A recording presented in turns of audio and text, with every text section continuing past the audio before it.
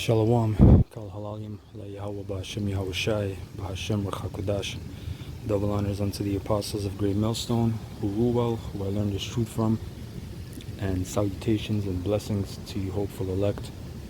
Alright, coming back to the spirit and power of Yahweh Ba'Hashem Yahushai, this is going to deal with the book of Judith, chapter 8, and I'm going to read to the point, but I'm going to read above first a bit. This is Judith 8 and 24. Now therefore, O brethren, let us show an example to our brethren, because their hearts depend on us, and the sanctuary and the house and the altar rest upon us. And you know what? That's spiritual, because that's like the apostles, man. They've been an example, right? They've shown you that, look, you got to go on the highways and byways in season, out of season. That's a thing that's etched in stone. You know, because you have Israelites that you know, they go out when it's comfortable, right? The continuation of the ministry, you got to push the videos, study, look up words. There's a bunch of things that they push us that sets them as a high example, as a good example for us to be in, right? It says, verse 25, moreover, let us give thanks to the Lord our power, which trieth us, even as he did our fathers. There's a big part of this truth, this journey that brothers are in, is about being tried, going through trials, because, you know, it's like a two for one. It's trying your reins and seeing what you're made of, you know, seeing your spirit, where you really stand in this thing. And at the same time, if you're going through that, it's mortifying your members, right? Pursuing to the book of Colossians, I believe. Right, we have to mortify, meaning dead, these carnal members, man. Everything that lusts, you know, and perceives in this flesh, you know. This whole world is full of what? The lust of the eyes and the flesh, right? Vanity, basically. Verse 26, remember what things he did to Abraham and how he tried Isaac, right? And what happened to Jacob in Mesopotamia of Syria when he kept the sheep of Laban, his mother's brother, right? For 14 years Jacob worked, because he was really tricked, right? He worked 7 years for the woman that he thought he got, but it was her sister, right? Laban pulled, you know, he pulled a fast one. But verse 27 says, for he hath not tried us in the fire.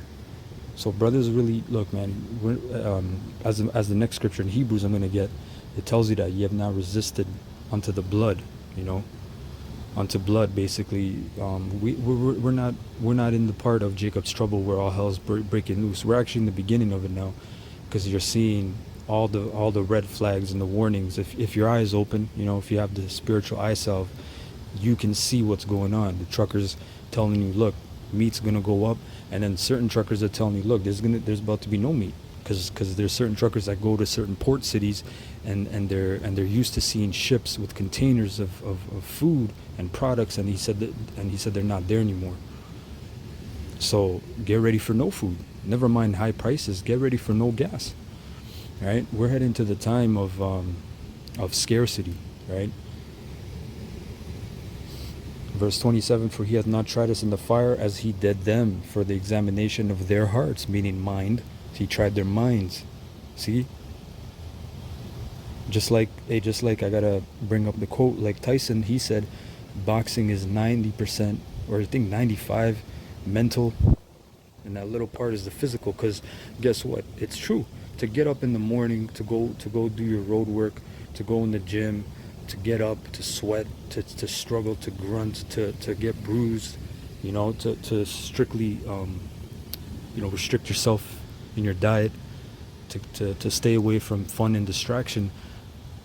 That's a mental thing. That's a mental drive. Never mind that you're working hard in the gym and you're sparring, you're knocking guys on the ground, you're working on your good technique, you know, you're hitting the bag right, you're hitting the pads good, you know, you got good endurance.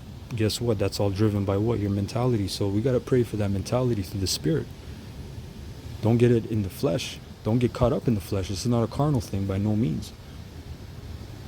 Right? This all starts in the mind. You got to pray for Yahweh Ba'Hashem Yahushai to condition and instill that mindset in you. You know, Isaiah, 33?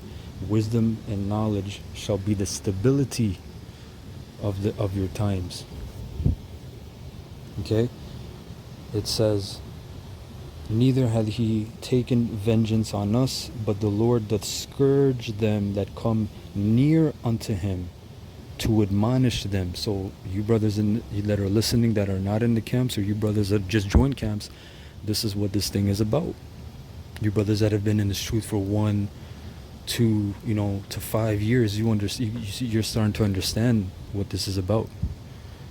You're going to lose a lot of things in this truth. It's going to drive you through a lot of mental stress, just like it did Yahushai. Did not Yahushai sweat blood? Was not he troubled even before that when he went to the Garden of Gethsemane? Because he was in the flesh, but he conquered that. So that's the example. People talking shit, or people knowing you, in your personal life, you're in the highways talking shit. That's nothing, man. Okay, your boss seeing you, or your woman leaving you, or whatever, man. That's nothing, man. Okay, that's really nothing. Those are still trials you got to go through, but I'm just talking about the macro, right? The big scope, right? But that's a good point, man. But the Lord that scourged them that come near unto him. Your brothers are joining near unto the Lord. He knocked at the door and you heard, right? What is that? Revelation 3?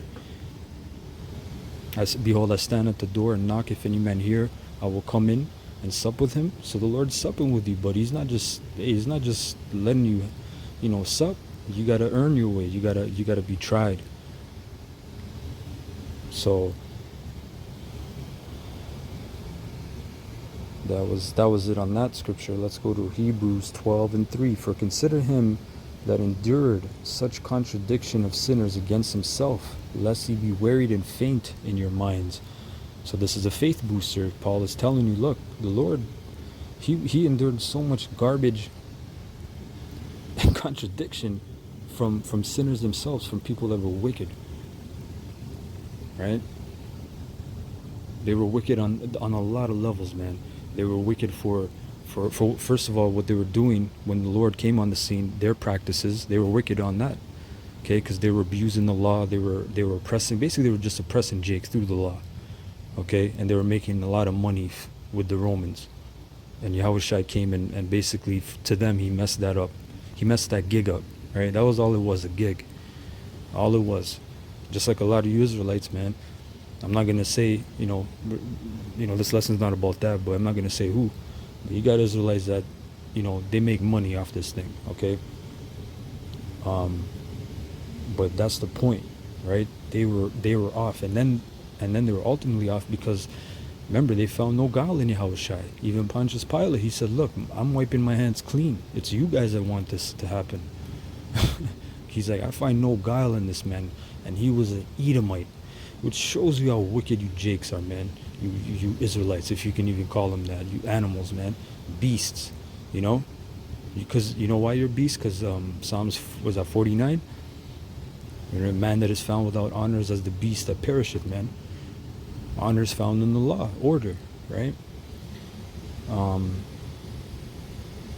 Verse 4, ye have not resisted unto blood, striving against sin, right? What I was mentioning before. We're not in the book of Eli times yet. We're not in the road. We're not, all hell breaking loose. Okay? And people seeking your life. Never mind there's no food. People still got to live somehow, right? So people are going to be out on the street. There's going to be no power, no heat, no AC. Today's a damn heat warning.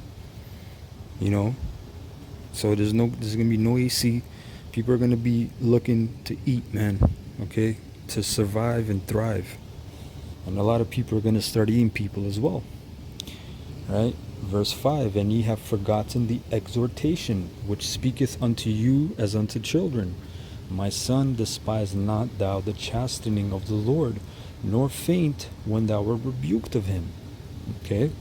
Very, very, very serious point. Because we're supposed to be chastened of the Lord. Just like an unruly child, when he goes off, that's in the scriptures. You're supposed to chasten an unruly son, because in the law, there's a certain age he gets up to, And if he stops listening to his parents and the elders, what happens to him? He gets stoned. So a lot of Israelites are about to get stoned, man, spiritually. All right, but it's gonna come through a lot of, a lot of magnificent ways of death.